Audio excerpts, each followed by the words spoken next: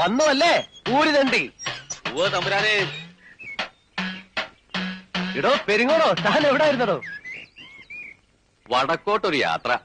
വഴിക്കൊരു സായിപ്പിനെ കൂടെ കിട്ടി. മൂപ്പർക്ക് ഇടയ്ക്ക് പഠിക്കണത്രേ. ജർമ്മനിലേക്ക് കൂടെ കൊണ്ടുപോവാന്ന് വരെയായി. അത് നമുക്ക് പറ്റില്ലല്ലോ. സായിപ്പിനോട് സലാം പറഞ്ഞു. ചിലർ തന്നോട്ടോ എടുക്കാൻ.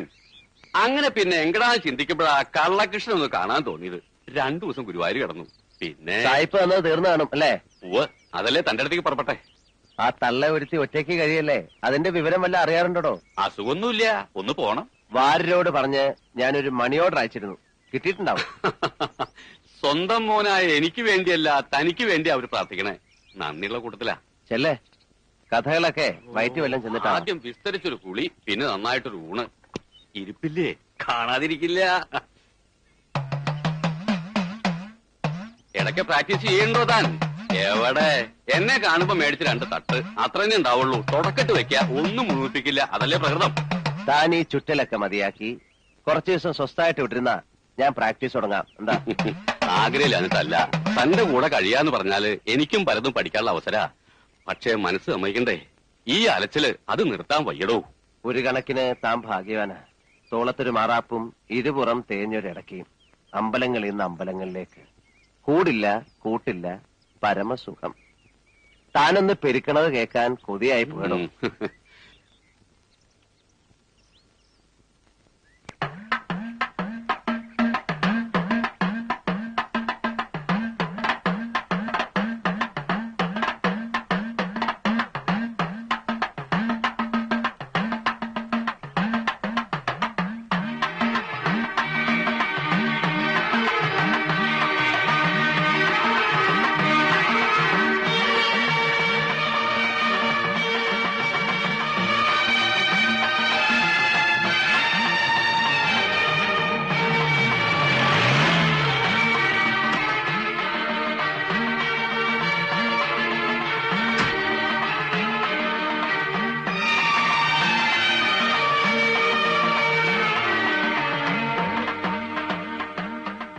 മേളത്തിരി ദൂരേന്ന് കേട്ടു.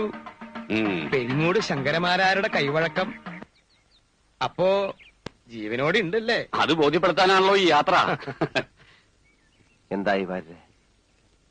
ഇല്ല, വരില്ലാന്ന് ഭാനുമതിയാ പറഞ്ഞ. ആ കുട്ടി ഇത്തിരി മനസ്സുറപ്പുള്ള കൂട്ടത്തിലാ. എന്താ ചെയ്യാ? നമ്മുടെ മാന്യത നമ്മൾ കാണിച്ചില്ലേ? ഇനി അത് ഓർത്ത് പ്രയാസപ്പെടണ്ട. പ്രയാസോ? ആർക്ക്? എന്തിന്? എന്റെ ആരാണ് അവര് പ്രയാസപ്പെടാൻ? സ്വന്തം അമ്മ ഈ പടി ഇറങ്ങിയിട്ട് വർഷം 3 ആവുന്നു. നീലാണ്ടൻ ഇളകിയോ? നീലാണ്ടൻ കുലുങ്ങണെങ്കിലേ ഇത്തിരി പ്രയാസപ്പെടും കേട്ടോ. കോന്തന്മാർ മതി മതി, ഇനി അതുമ്മ പിടിച്ച് തൂങ്ങണ്ട.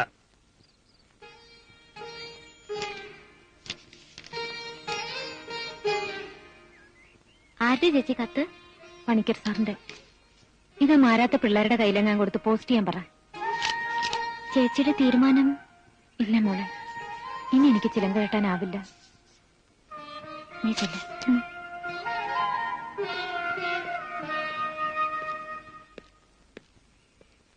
ലീല എവിടെ? ഉറങ്ങ. വിളിക്കണ്ട, നീ പോയി ചോറെടുത്ത് വെക്ക്.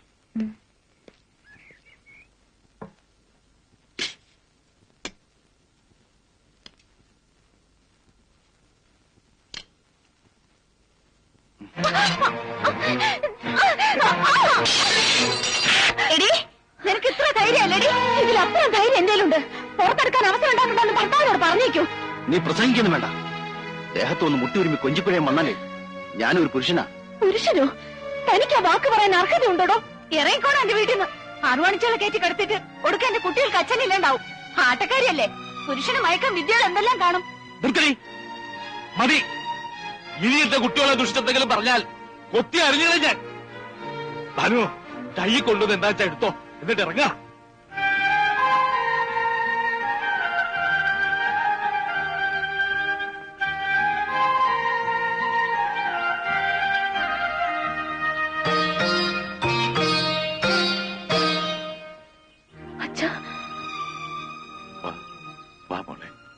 ഇല്ല അച്ഛാ, എനിക്ക് കഴിയില്ല. ഭാനു, വേറെ എന്തെങ്കിലും ഒരു വഴി തെളിയണ വരെ ഇതേ അച്ഛൻ നോക്കിയിട്ടൊരു നിവൃത്തിയുള്ളൂ. അയാൾ എന്റെ ജീവിതം തന്നെ തകർത്ത മഹാപാപി ആയിരിക്കാം.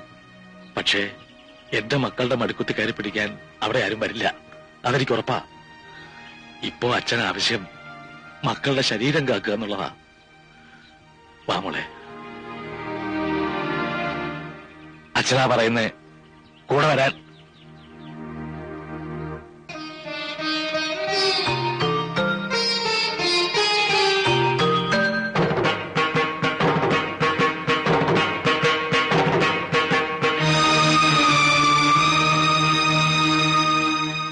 ആഹാ, വരിക വരിക.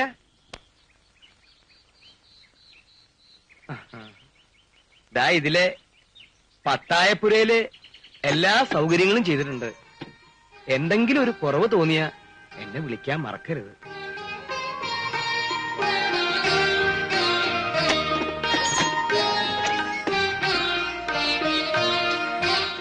വരിക കുട്ടികളെ.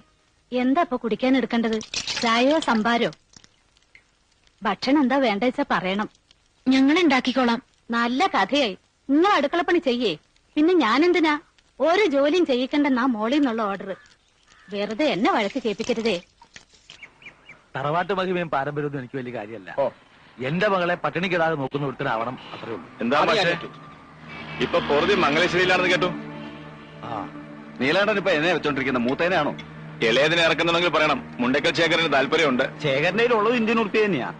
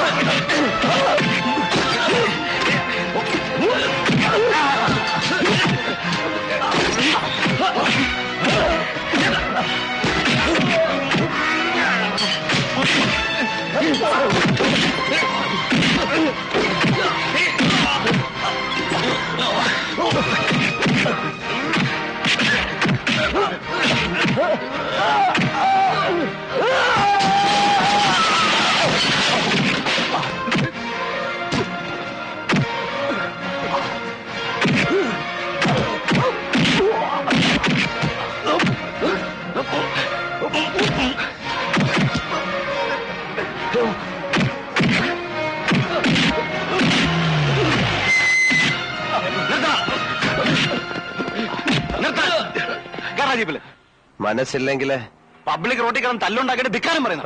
പറയും. അതാ ശീലം. താനായിട്ട് വിചാരിച്ചാ മാറ്റാനാവില്ല. പോ. താനെന്താ ഭീഷണിപ്പെടുത്തുക?